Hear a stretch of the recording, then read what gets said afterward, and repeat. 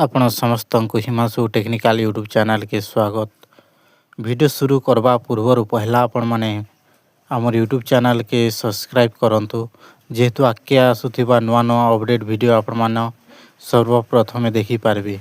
तो चलंतु वीडियो शुरू करिबा। आईसीसी टी20 विश्वकप रे खेलिबाकू पीसीबी रो प्रस्ताव को अनुमोदन करिछि पाकिस्तान सरकार। किंतु फेब्रुआरी 15 रे हेबाकू थिबा भारत विपक्ष मैच न खेलिबाकू निष्पत्ति नैछि।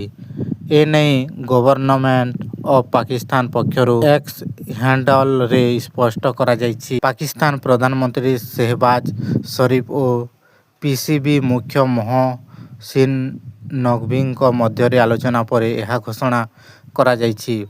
पूर्वरु उभयଙ୍କ ମଧ୍ୟରେ ଏ ନେଇ ଆଲୋଚନା ହୋଇଥିଲେ ମଧ୍ୟ ଫେବୃଆରୀ 2 ପୂର୍ବରୁ ନିଷ୍ପତ୍ତି ସ୍ପଷ୍ଟ କରିବାକୁ ନିର୍ଦ୍ଦେଶ ରହିଥିଲା।